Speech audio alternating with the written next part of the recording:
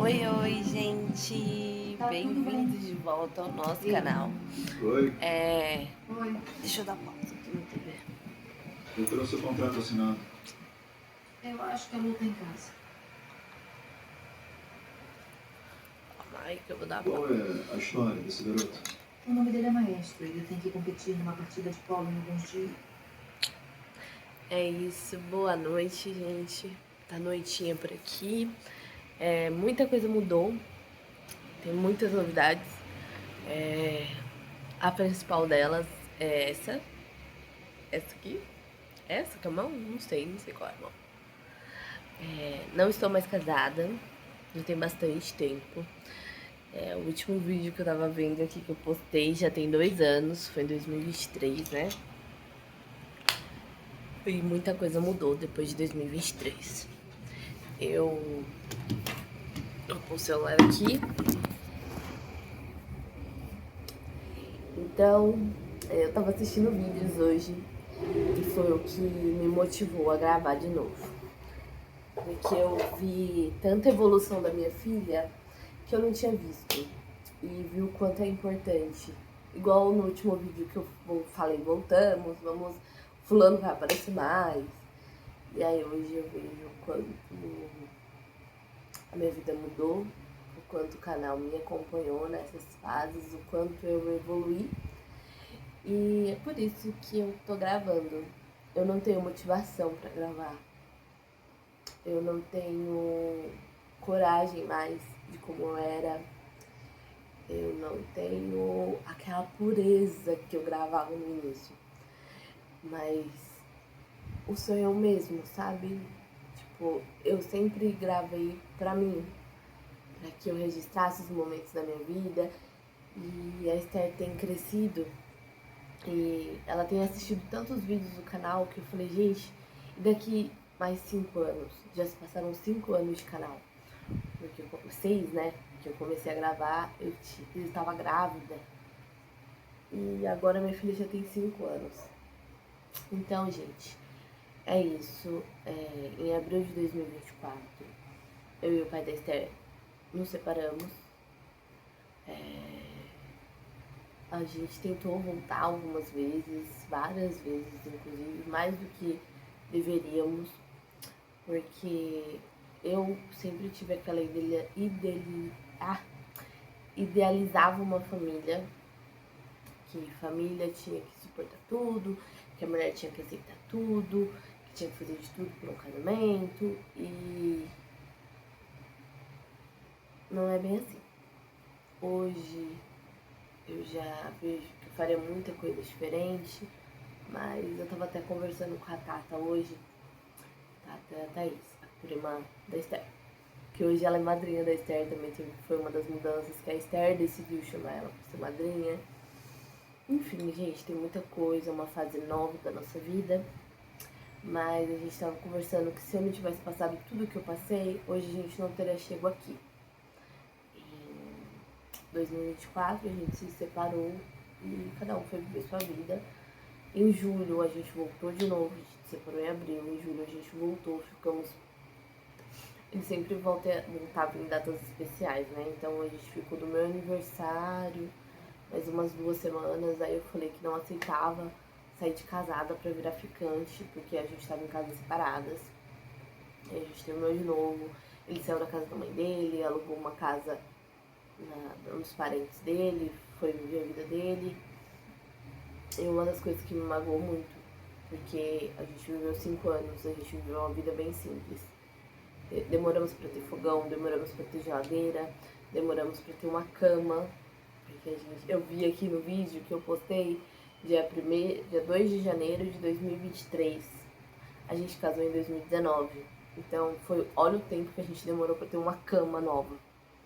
E aí fulano foi embora e aí as pessoas ajudaram ele, da família dele, compraram cama, compraram geladeira, TV, tudo pra que ele vivesse sozinho, enquanto eu tive que viver 5 anos com um colchão doado, uma cama que tinha cupim e tudo mais. Enfim, gente, relacionamentos, né? Não me arrependo de nada que eu vivi. Fez eu ser a pessoa que eu sou hoje. Como vocês estão vendo aí no cenário, eu também saí da chácara, que era uma das minhas maiores vontades, melhorar de vida, né? E hoje a gente tem outra realidade. Nos separamos, cada um foi viver sua vida, voltamos em julho, separamos de novo, voltamos. A gente ficou de julho até mais ou menos 20 de agosto. Que aí eu tirei minha habilitação, entrei na autoescola dia 13 de agosto. Aí a gente terminou porque eu pedi pra ficar com a nossa filha, ele morando em outra casa, aí ele falou que estava muito cansado e quando eu fui fazer a pausa, né, do intervalo do CFC, fulano estava na adega bebendo com os amigos e assistindo o jogo. Então assim, pra ficar com a minha filha eu tava cansado. Com a minha filha não, com a nossa filha. Tava cansado. E aí pra viver a vidinha de solteiro, como ele sempre quis, não estava. Aí terminei de novo, já tinha dado entrada no pedido de divórcio, a dissolução, né, da união estável, e eu aguardo tudo, petição, essas coisas. E aí dia 8 de novembro foi a nossa audiência. 3 dias antes da audiência ele me mandou mensagem, falou que não queria desistir da nossa família, que ele errou, que ele precisava, que ele me amava, que ele amava a nossa filha. E eu, como eu disse, casamento era muito importante pra mim. Eu, mais uma vez, acreditei e voltei. Voltamos no dia da audiência. Ele falou tudo que ele falou pra mim, pro juiz. Tudo que eu expus, assim, pra ele, que eu não queria mais, que eu não queria passar o dia 1º de ano sozinha, que eu não aceitava mais ele ficar na rua até tarde, que eu não aceitava ser sozinha, de ficar largada na chácara enquanto ele tava curtindo a vida dele. Enfim, tudo que me magoava. E ele reconheceu. Eu falei que eu era grossa, porque se eu não tinha amor, ele ia esperar o quê, né? Enfim, gente, um relacionamento totalmente tóxico, um narcisista completo. E aí me pediu desculpa, pediu perdão, falou que ia nunca mais repetir isso, que ia lutar pela nossa família, que eu não podia desistir, enfim, usou o meu ponto fraco. E aí eu voltei. Nosso objetivo era alugar uma casa nova e mudar, porque ele tinha vergonha de morar na chácara depois de tanta bagunça, de briga, de discussão. Eu concordei. Alugamos essa casa aqui, que eu moro hoje, saí da chácara. Fiz o contrato, passei os dados dele, os meus dados. E no dia da entrevista, da audiência, ele falou, não, tá certo, eu realmente quero voltar. Falou tudo que ele falou comigo na frente do juiz. O juiz aceitou que eu desistisse do processo. A minha advogada ficou muito brava, porque a minha advogada já conhecia a história toda, né? Que eu tava caindo mais uma vez num papo de narcisista. E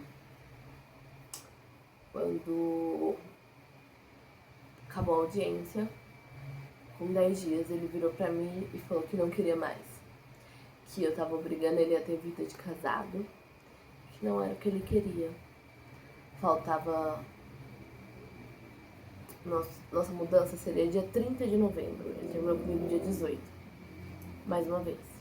Eu tava sem casa, saindo de um aluguel de R$700, que era na chácara, mais ou menos, né, com água e luz, pra um aluguel de R$1.600, que eu precisava dar 2 calções. Eu já tinha entregado a minha casa na chácara, porque, né, ele queria, eu falei, não, vamos.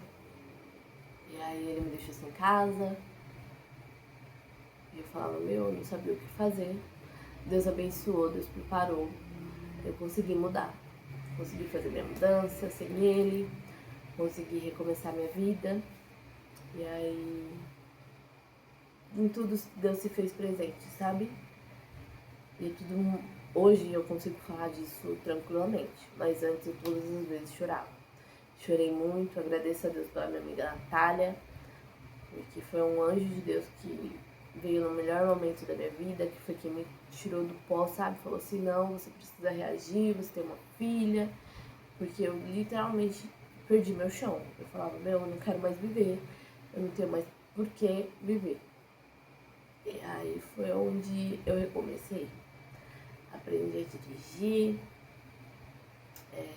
consegui manter a minha rotina com a minha filha, mudei minha filha de ambiente, tirei da família dele, né?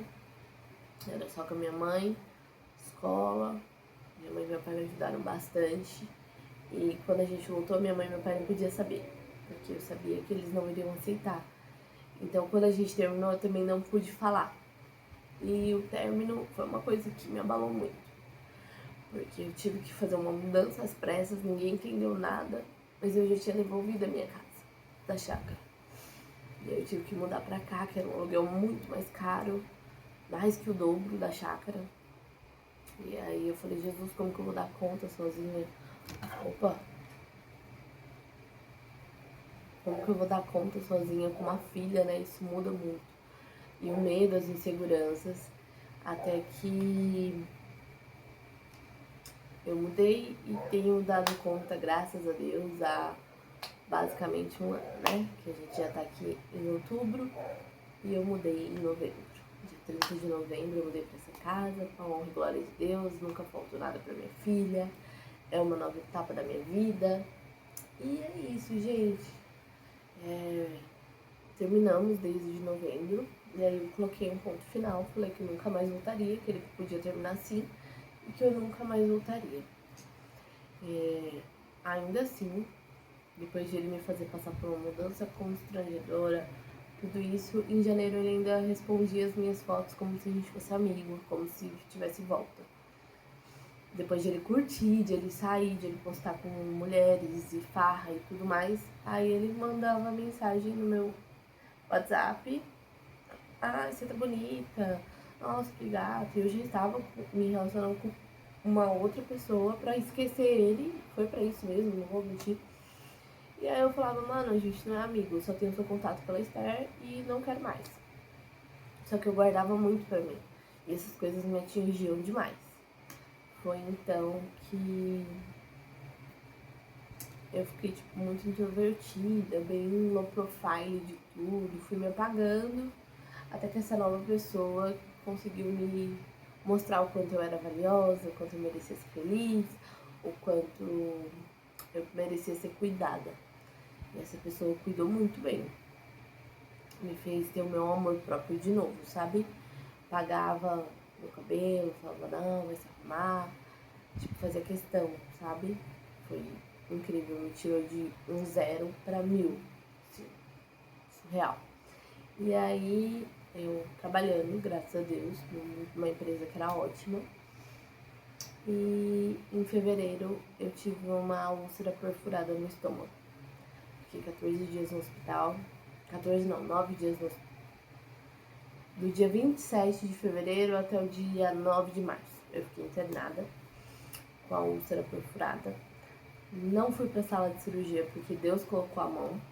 O médico falou, eu não sei se você acredita na obra do acaso ou se foi Deus, mas se fosse mais um pouquinho você teria morrido.